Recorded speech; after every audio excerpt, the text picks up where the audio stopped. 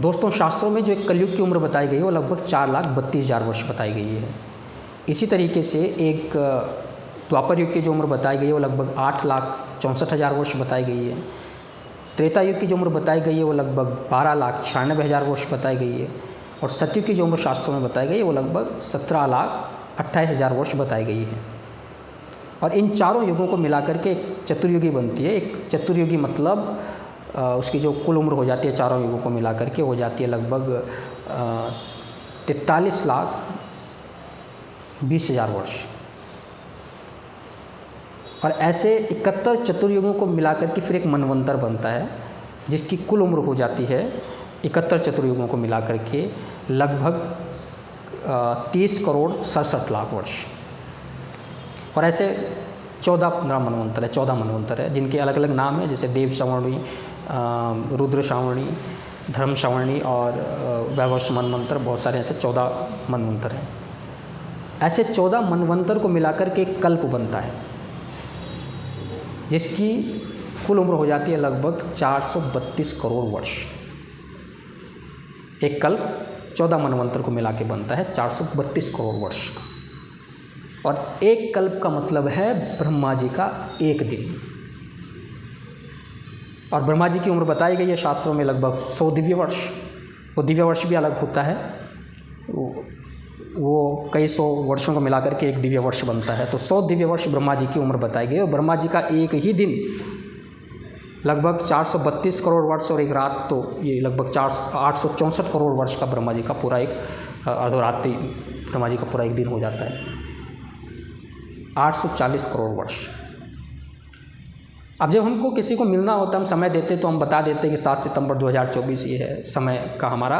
हमें लगता है कि 2024 साल ही हुए हैं, लेकिन क्या इससे पहले समय नहीं था?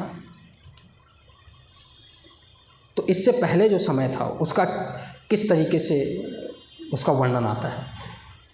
तो जब हमारे यहाँ पे पूजा होती है, जब पंडित जी कोई पूजा करते हैं, तो सबसे पहले आपने देखा होगा आपके घर पे जब कोई पूजा होती है तो एक संकल्प मंत्र पढ़ा जाता है।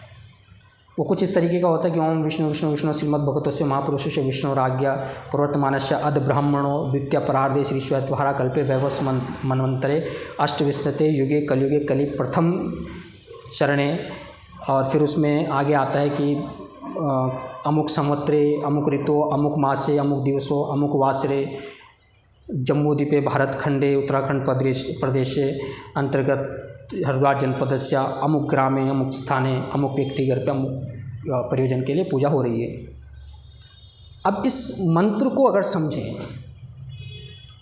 क्योंकि हमारा दुर्भाग्य है कि हमको पता नहीं है इसका जो मतलब है, या जजमान कई बार नहीं मतलब पता होता कि क्या मंत्र है। लेकिन इस मंत्र में अगर आप देखें तो समय का पूरा एक व्यापक कैलकुलेशन दिया गया है।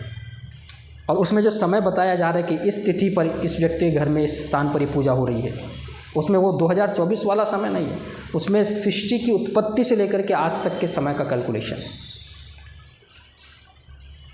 इसमें इस मंत्र में क्या कहा जा रहा है कि ओम विष्णु विष्णु विष्णु, कि भगवान विष्णु के द्वारा चलायमान इस कालचक्र में श्रीमद्भगवतस्य महापुरुषस्य विष्णुराज्ञा प्रवर्तमानस्य अद्य ब्राह्मणों, मतलब अभी के जो ब्राह्मण हैं, ब्राह्मण मतलब अभी के जो ब्रह्म हैं, अद्य ब्राह्मणों, अभी के ब्रह्म मतलब ऐसे ब्रह्म बहुत सारे, वो एक अलग चर्चा का विषय है, वो एक व्यापक विषय है जिस पर चर्चा हो सकती है। लेकिन अभी के जो ब्रह्म हैं, जो ब्रह्मा जी जो मैंने अभी बताया आपको, तो अद्य ब्राह्मणों द्वितीय परार्ध, कि ब्रह्मा जी का द्वितीय परार्ध चल रहा है, मतलब 50 साल उनके पूरे हो गए और 51वां साल अभी चल रहा है द्वितीय परार्ध शुरू हो। और ब्रह्मा जी की मैंने उम्र आपको बताई कि किस तरीके से कैलकुलेट की जाती है। तो ब्रह्मा जी का द्वितीय परार्ध मतलब ब्रह्मा जी का 51वां साल चल रहा है। और उसमें आगे क्या है कि द्वितीय परार्धे श्री श्वेतवहारा कल्प है, उसमें श्वेतवहारा नाम का कल्प चल रहा है, जो मैंने आपको बताया था कि 30 कल्प होते हैं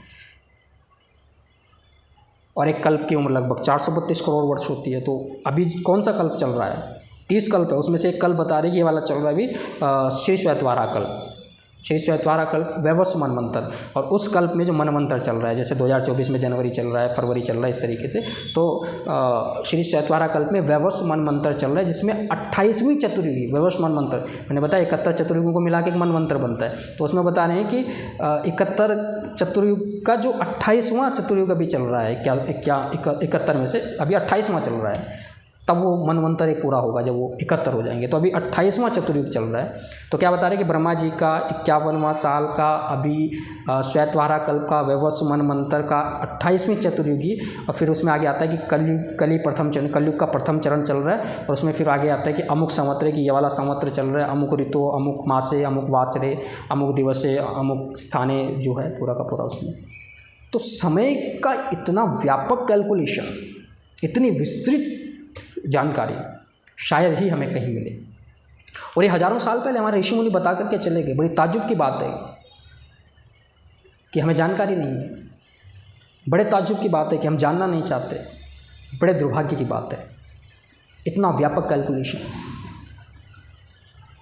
अब नासा भी बताता है कि सृष्टि की उत्पत्ति हुए एक अनुमानित, उन्होंने बिलियंस ईयर्स बताइए, कितने बिलियन ईयर्स हो गए सृष्टि को उत्पन्न हुए। उन्होंने भी एग्जैक्ट नहीं बताया है, लेकिन एक अनुमानित आयु उन्होंने बताई।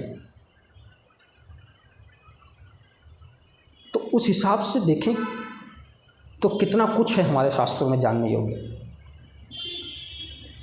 और ग्रहों के बारे में आज हम जानते हैं, जब विज्ञान ने इतनी तरक्की कर ली तब जाकर के हमें पता लगा है। लेकिन हमारे यहाँ पर जब पूजा होती है तो उसमें ग्रह शांति का पाठ आता है कि ब्रह्मा मुरारी त्रिपुरांतकारी भानु शशि भूमि सुतो बुध गुरु शुक्र शनि राहु केतवा सर्वे ग्रह शांति करा भवन्तु। इसमें बता रहा है ब्रह्मा मुरारी त्रिपुरांतकारी भानु सूर्य शशि चंद्रमा भानु शशि भूमि सुतो बुध शुक्र भी है, शनि है, राहु केतु है, सूर्य है, चंद्रमा है, भूमि है। लेकिन मंगल के लिए अगर आप देखें तो भानु शशि भूमि सुतो, मंगल के लिए भूमि सुत का प्रयोग हुआ है, मतलब सुत मतलब भूमि का पुत्र।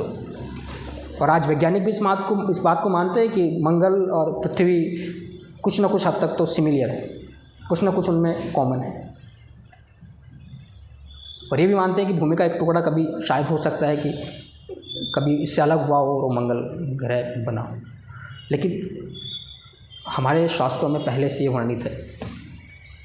और भी बहुत कुछ है जो जानने योग्य है, समझने योग्य है, बहुत कुछ। अगर हम गहराई में उतरें अपने शास्त्रों की, अगर हम गहराई में उतर के जानने की कोशिश करें तो असली ज्ञान का भंडार यहाँ है। लेकिन दुर्भाग्य है कि जब तक कोई बात घूम करके अंग्रेज़ों से वो वैलिडेशन प्राप्त करके जब तक हमारे यहाँ पर नहीं आ जाती तब तक हम उसको स्वीकार नहीं करते। आज अगर हम अपने भगवानों को भी मानते हैं, आज मैं देखता हूँ कि भगवान कृष्ण को मान रहे हैं, बहुत लोग हैं जो मान रहे हैं, लेकिन ये भी तब है जब इस स्तर पर तब है तब जब वो अंग्रेज़ों से होकर के चीज़ें आ गई, जब अंग्रेज़ आज मानने लगे, जब अंग्रेज़ इस बात को स्वीकार करने लग गए। तो अभी समय है हम अपने शास्त्रों में जाएं, जानने की कोशिश करें, उस ज्ञान के अनंत सागर में गोता लगाएं। वहाँ जो मोती आपको मिलेंगे वो आपको इस पाश्चात्य सभ्यता की जो शिक्षा व्यवस्था है इससे तो आपको नहीं मिलने वाला। तो आप भी जानें, अपने बच्चों को भी प्रेरित करें, आने वाली पीढ़ी को प्रेरित करें। ज्ञान के इस विशाल समुंदर में बहुत कुछ जानने योग्य है। धन्यवाद।